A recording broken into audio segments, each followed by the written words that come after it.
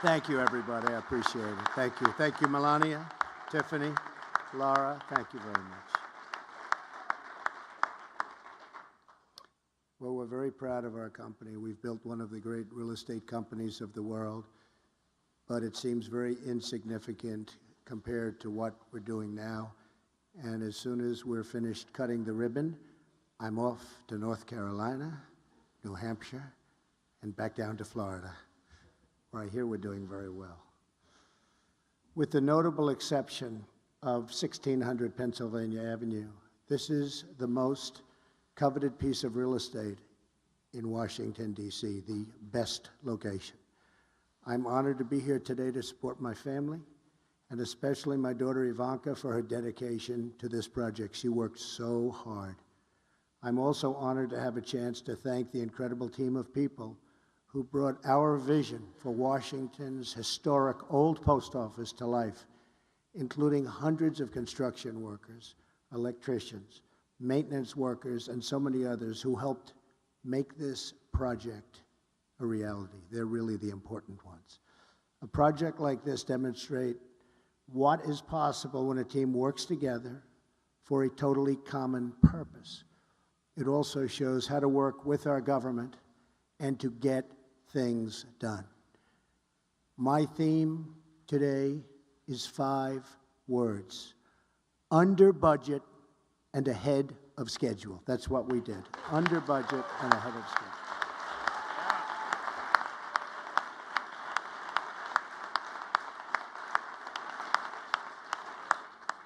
So important. We don't hear those words too often in government, but you will. Our agreement with the government required completion of the project by 2018. We were dramatically ahead of schedule on this project and under budget. We turned a property that had been neglected for decades and which was losing huge sums of money for the federal government into a major revenue producer and job creator. This is what I want to do for our country, and this is what we're working so hard to do. Right now, just about everything our government touches is broken or they break it. It's always over budget, behind schedule, and simply nothing works.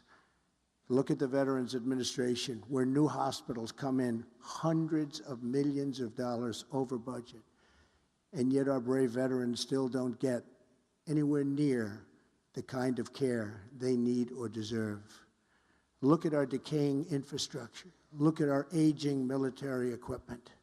Our military is so depleted, despite having the greatest people on earth. I mean, they are the greatest people in our military, but it's so depleted. The tax code is broken. The education system is broken. We spend the most for any country on education, and we get bad results. And so many parts of our country are in a state of disrepair. And now it was just announced yesterday that Obamacare is in freefall, with premiums going up massively, and places like the great state of Arizona going up over 100% in cost. Unaffordable, unusable, and doesn't work even if you can afford it.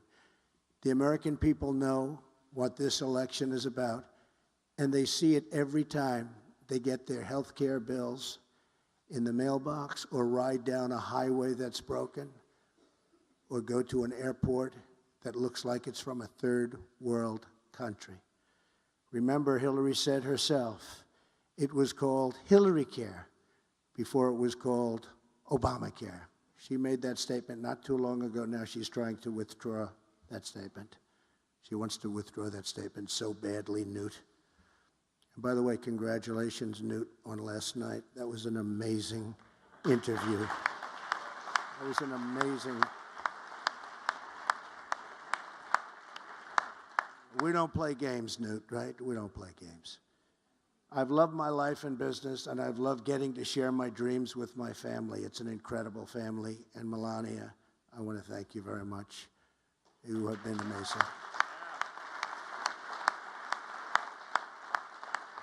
My job is to look at undeveloped spaces and imagine what they could be. These are spaces that have no hope, have no future. but you need imagination and you need the ability to get them done and to unlock their potential and to unlock the potential of the people working on those spaces and on those projects. And we have so many things we can do for our country. Where others have only dead ends, I've dreamed of the amazing possibilities that we have. That's why government has turned to me in the past to fix projects that had gone nowhere, that were considered total disasters, whether it's turning a landfill at Ferry Point after many, many years of futile work in the Bronx, New York, into a world-class golf course that's now open and doing unbelievable business, or revitalizing the facade of the great Grand Central Terminal, or building and saving Woolman Rink in Central Park after 8 years of futility and spending massive amounts of money and getting it done in 4 months for a very small amount of money. So many different things. Today is a metaphor for what we can accomplish for this country. Same kind of thing. This building is a historical landmark, a true American original. It had all of the ingredients of greatness, but it had been neglected and left to deteriorate for many, many decades. It sat there so beautiful and so empty and was falling into a very, very bad state of condition. It had the foundation for success. All of the elements were here. Our job was to restore its former glory, honor its heritage, but also to imagine a brand new and exciting vision for the future. To create a new place for people and families to come together, and a magnificent place at that. I've been very lucky, and I've led a great life. Now I want to give back to the country which I love so much and has been so good to me. I want to go into the inner cities, the poor rural communities, and the failing schools, and I want to work on a national plan of revitalization.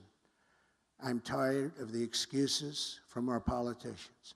I'm tired of being told what cannot be done. I'm tired of people asking Americans to defer their dreams to another day, but really what they mean is to another decade. Enough waiting. The time is now. We can achieve our goals for this country, and we can do so more quickly than anyone ever thought possible. There is nothing we cannot accomplish. The United States is great. It's great. Its people are great. There is no task or project too great.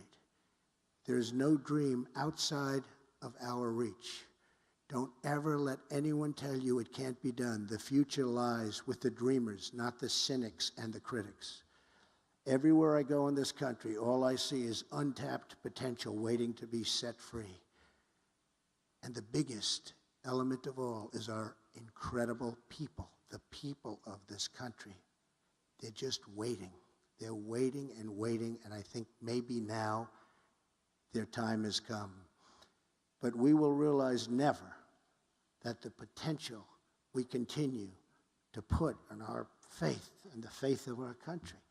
And we have to say, the word never will always have to be taken out, because we have such tremendous potential. We have to choose the most optimistic path. We have to choose to believe not our politicians, that in many cases truly don't know what they're doing, but to believe in ourselves and in our country. If we do that, anything is possible.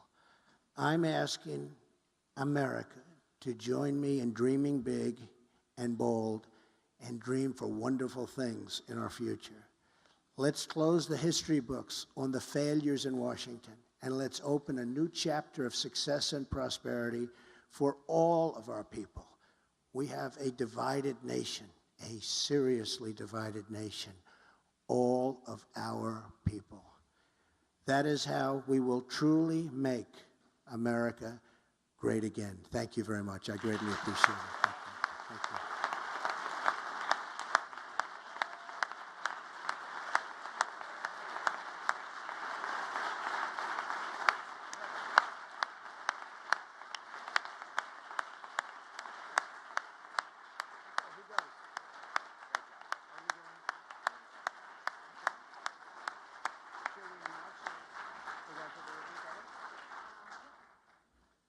So we're now going to the lobby.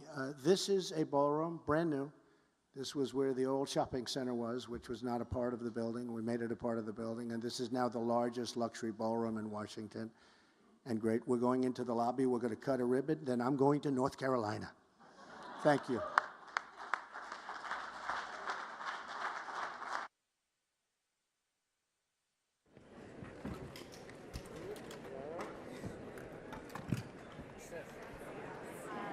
Okay. Thanks for cutting it.